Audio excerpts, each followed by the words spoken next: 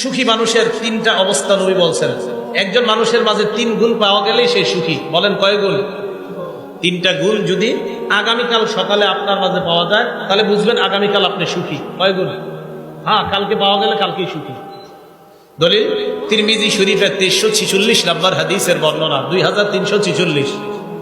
আল্লাহ রাসূলুল্লাহ সাল্লাল্লাহু আলাইহি ওয়াসাল্লাম নবীজি বলেন, মান আসবাহা মিনকুম আমিনান ফি সিরবিহি, তোমাদের মধ্যে কোনো মানুষ যদি সকাল অবস্থা হয় এমন অবস্থায় তার পরিবার নিয়ে সে নিরাপদে আছে।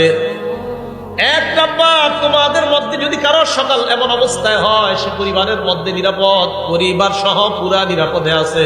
এক। দুই নাম্বার, মুআফান ফি জাসাদিহি, শরীরটা সুস্থ আছে। তিন নাম্বার, ইনদাহু কুতু ইয়াউমিহি, তার কাছে একদিনের খাদ্য আছে। বলেন তো, এক নাম্বার পরিবার নিয়ে সুখে আছে, দুই নাম্বার সুস্থ আছে, তিন নাম্বার কয়দিনের খাবার। নবীজি বলেন, কান্নামা হিজাত লাহুদ দুনিয়া, এই ব্যক্তির জন্য কেমন যেন পুরা দুনিয়ার সব কল্যাণ জমা করা হয়েছে। এই জন্য হালাল খাবেন আর দোয়া করবেন, হালাল খাবেন আর দোয়া করবেন, আরেকটা হালাল খাবেন আর শুকরিয়া আদায় করবেন। আর আল্লাহ তো বলছে শুকরিয়া আদায় করবা, আমি আল্লাহ নিয়ামত আরো বৃদ্ধি করে দিব। আল্লাহ আমাদেরকে হালাল খাদ্য খাওয়ার তৌফিক দান করেন।